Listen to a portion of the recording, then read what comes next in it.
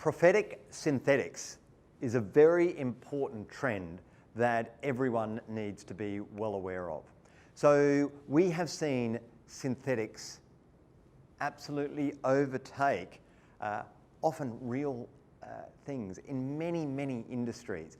And so in food, now we've had synthetic sweeteners and so forth for a while, but over recent years we saw pea-based proteins coming in as a sort of artificial meat. So with the Beyond Group and a number of others, that business was $4.3 billion last year. It's growing massively.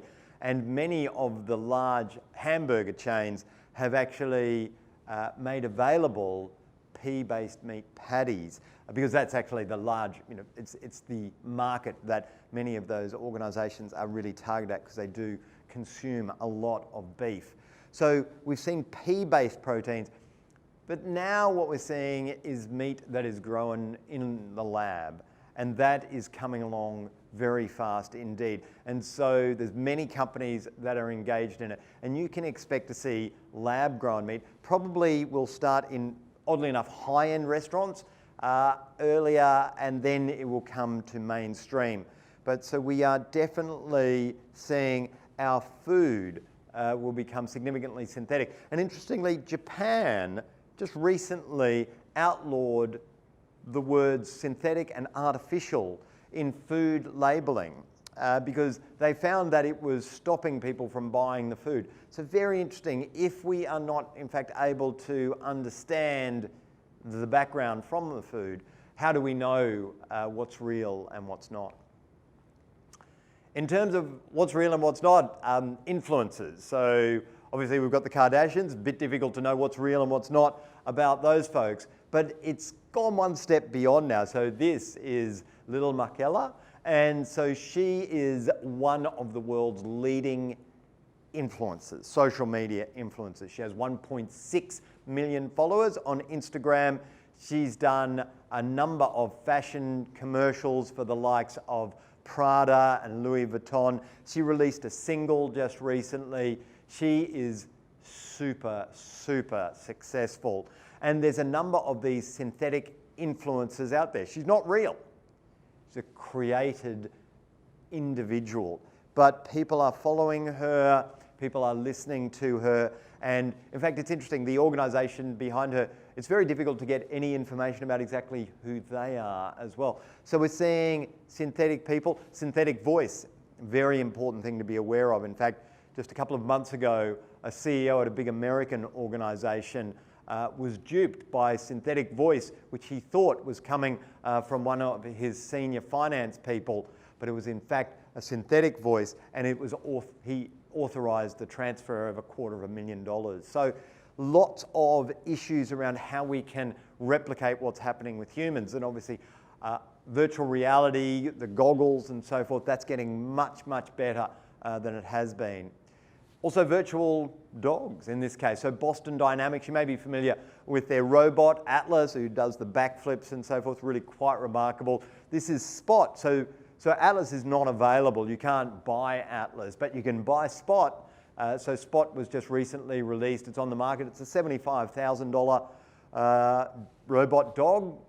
It's a lot of money, I guess, $75,000, but given the way cavoodles are being priced these days, your average cavoodle's going for $9,000, so you could get Spot for a little more than that, and not quite as fluffy and cuddly, of course, but Spot is remarkable in that it is able to, it's been used on mine sites, it's been used actually as triage in COVID-19 testing centres and so forth, and also being used for bomb disposal and things of that nature, and also in security. So we can expect to see robots, so artificial entities, coming into our environment very quickly.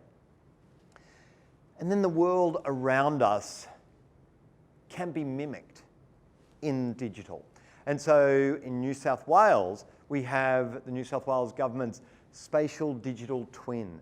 And what this is it's an analysis of the entire of Sydney rendered in digital. So it's rendered in 4D, interestingly, and so 4D is 3D plus time. And so you can look at how Sydney moves over time, and you can look at above ground and below ground, because obviously there's a lot of infrastructure, pipes, electricity, etc., travelling below ground.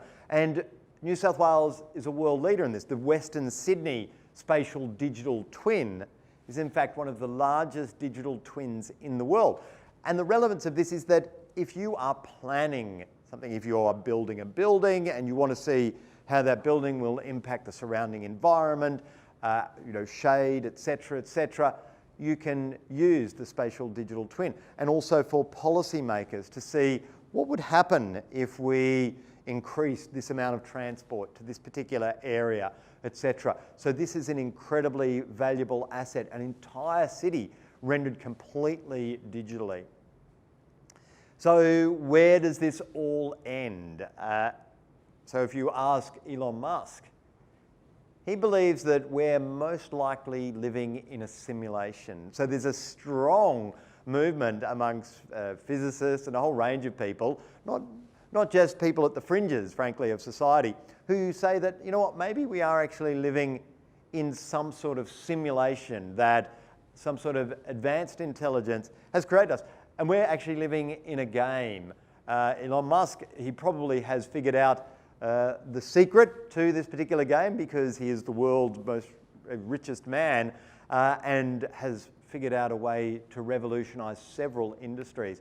And it's not just Elon Musk. The sort of very successful, sort of popular physicist Neil deGrasse Tyson says, I give it better than 50-50 that we're living in a sim.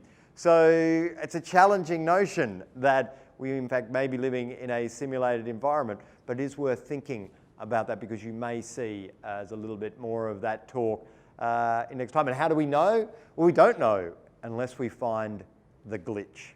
So keep an eye out. If you do see a glitch, it could be proof that we're living in a sim.